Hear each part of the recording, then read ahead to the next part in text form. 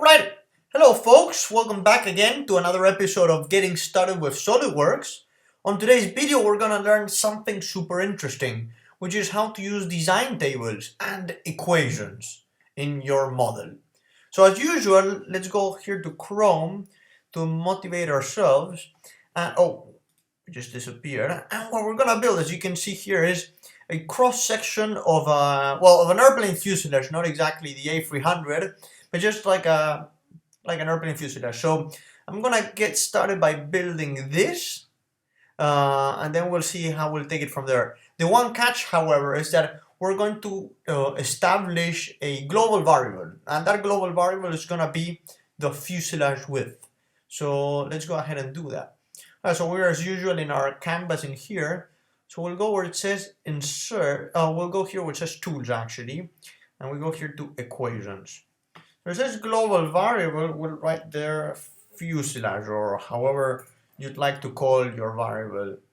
And in there, we'll just go to measure because the only thing it will be is just measuring. And I'm not really interested in numbers, so I'll just put like a random 8 in there. Let's click OK. So now that's going to be our global variable. So now we'll do a sketch. We'll do a sketch in there. I should mention too that that is not the only way to make a global variable. You can also import using a text file, but that's like the easier way. So I'm gonna just do, for simplicity, we will assume that the fuselage is just a circle. And in here, what we're gonna write is, we're gonna use the equal sign, where it says global variable, and we'll write a fuselage. And you can also do like math in there, right? So you can do like ×2, whatever. I'm just gonna go for fuselage. Really easy in there. So then, all right, there we got our fuselage. The next thing that we will do is we need to make this fuselage have a wall. We'll make a very thin wall in here. So again, every time we'll dimension something in this sketch, you'll see afterwards, it will become very handy, but we'll always make it in relation to this global variable. I can make fuselage minus 0. No, that would be too little. So yeah, what would that look like? All right, that seems okay. And now we're going to extrude this this thing by what? 5 inches. Yeah, this time I will actually make it fixed. I don't want to really change any variable or anything. Let's go for 6 instead. All right, let's go. 6 seems okay. Well, let's go to view, modify, rotate. All right, so we got more or less our fuselage in here, but that's just like that's basically a tube. We haven't done anything special. Now is where the fun begins. We're gonna add ribs to this thing. We're gonna add a lot of things. So we'll go here to file. No. We'll go here to sketch. Let's see what planes do we have available to us. I will do a sketch in the front plane. And again, we're dimensioning this. We want that circle to be as big as the inner one. So the inner one was equal to fuselage minus 0.25. That's the inner one. Gorgeous. And then we'll do the rib be. How big do you want the rib to be? Let's say ½ inch. We'll do again. Yeah, fuselage, and this time we can subtract 0.3. Let's see. Oh no! Actually, we need to do 0.3 plus 0.25, so it would be 0.55. We can be a little bit more generous. What? 65. Let's see. All right, it is okay. Now what we will do is, let me just go here, view, modify, rotate.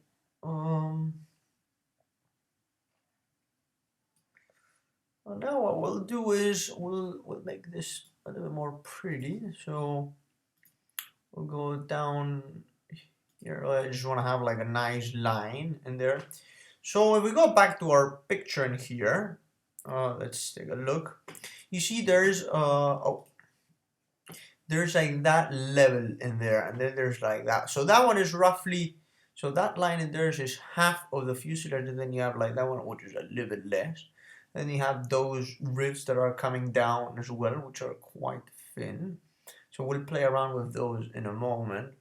And you have also that one in there. So now we're gonna model that one and that one. So for simplicity, what we'll say is, we'll make that in there. So let's measure that. And now we'll also make it with respect to fuselage. We'll say that is oh no, I don't want that to be the case. Fuselage over 10, how would that look like? That's actually quite good. About over 12, a little bit less. There we go, that is perfect. And then we'll make these lines, and then we'll just use a regular line in here, and we'll construct all the way to the edge. That should work well. Alright, so we got our lines all the way to the edge. Then what we'll do is we'll make that distance fixed in there. Hold on a moment. We'll go there. Oh, that 0.25. It doesn't need to be as. These walls will be a little bit thicker than that, so we'll go just like that.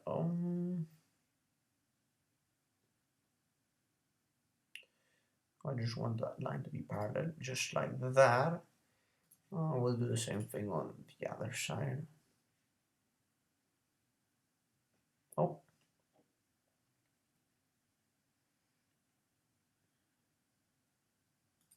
Oh no, that did not work. Let's redo that line again. There we go. Alright, so we got our part in there. Now we'll do the same thing up there. If not, actually, let me just go back here again. Was it the exact center? Let's make it as, or is it like a little bit more down? Oh, where is it? Yeah, perhaps depending, might be a little more. So it's like a tiny bit down. So we'll go.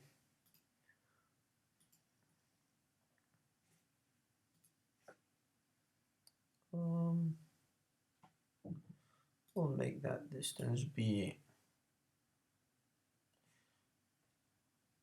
Let's make it depend on the fuselage, because you'll see why in a second. Let's make that be fuselage over 20. How big is that? Oh, that's actually quite good. I like that.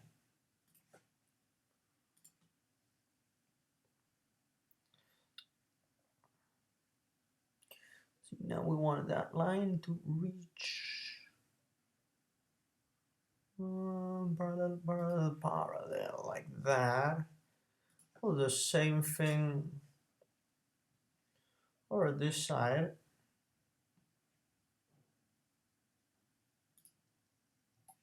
Beautiful. Now we'll need to make that be also 0.25 in there.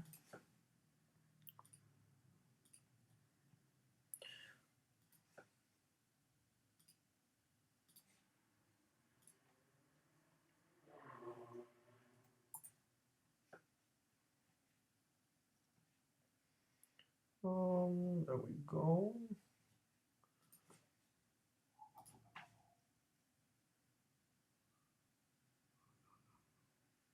That seems to be parallel there. The same thing in here. All right. Go here to view, modify, rotate. We got a nice cross section in there. Might work nice. Let's see. So you see all of these sigma signs appear when we are using equations. Yeah, we'll extrude. Let's select the areas that we want to extrude. We'll select that area. We'll select that area, and we'll select that area down there. Now we want that to be 0.25, not that much. Perhaps a little bit more. Point. No, that's too much. Let's go for 0.35. Alright, that is okay. What does that look like? It looks quite okay. View, modify, rotate.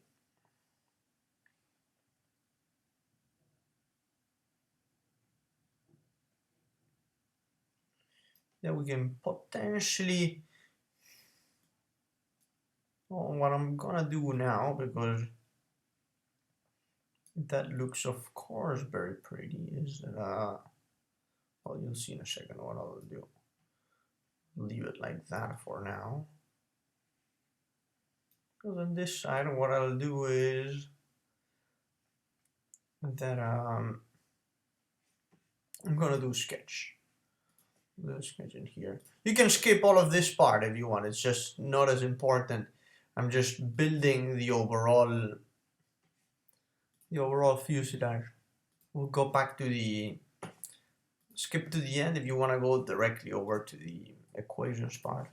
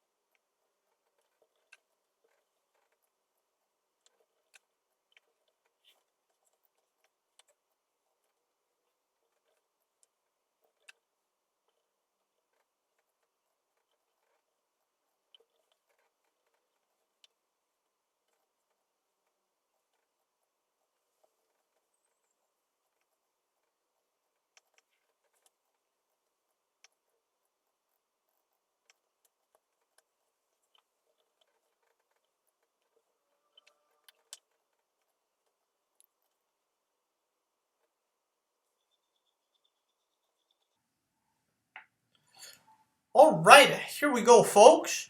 Then we got our fuselage more or less done. We've done it just using these global variables. I mean, it looks kind of pretty with like those ribs and the wing and the windows in there. And now it's time to use the design table. So here we go here to insert. It says tables. Go here to design table. You just click OK there. And you'll see like some sort of Excel sheet there. When just select all of the variables and click OK, and they will fill up in there. You'll see it's gonna be a very big table. So let me just say, oh, there we go. Hopefully you can see everything here. So now what I'm gonna do is I'll select all of these, as you can see here. I'll click Command C or Control C depending on the computer you're using, and here I go Control B, Command B, Command B. So this is the default version, but now I'm gonna create one that's called Airplane AR1. You know, these are my different versions of that same airplane, right, or airplane fuselage. Now we need to go to, so now you see everything is scaled using the fuselage equation.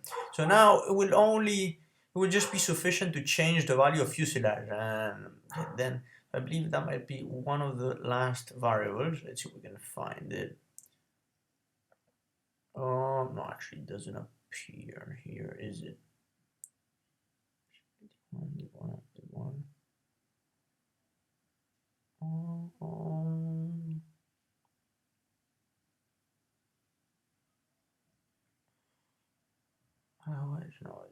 doesn't.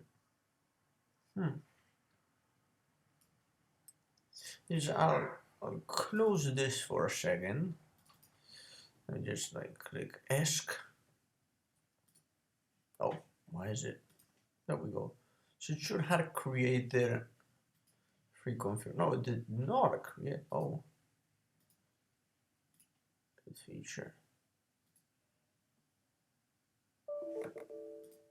Huh. Let's delete it. Yeah.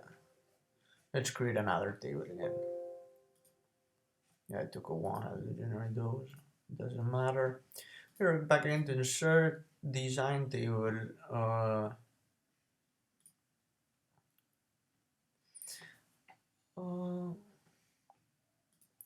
The only variable really that I want to insert is, oh, it actually selected all of them. Alright, I believe now it should have, oh, there we go. Now, yes, so now we got our configurations there created, and some more, I believe one of the last part, no, it doesn't appear yet.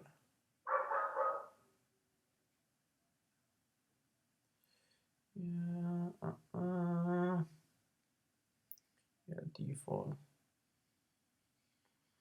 I believe if in here we type the money symbol, and then let me just look it up 1 second. I believe it's value at symbol fuselage, because that's the name of our global equation. At symbol I think it is equations. Let's see what that does. Just oh,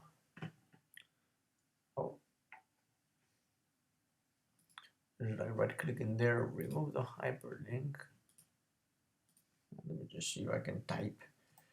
Oh, I would need to. I think it's like that.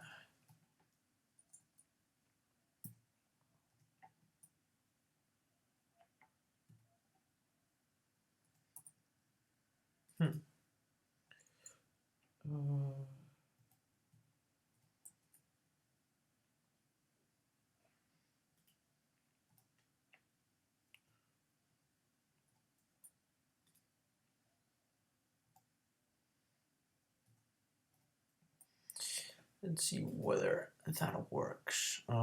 There's a chance it won't. And here we can see the configurations it created.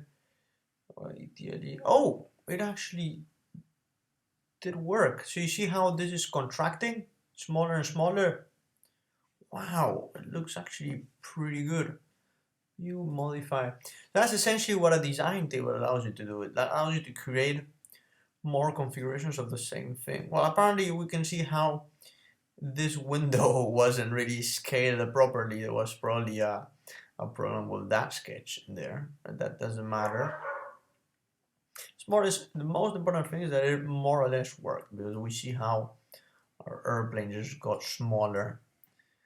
Just like, because everything, as you saw, it was scaled using the, that value. So I'll go back a little bit bigger, even bigger, and then the original.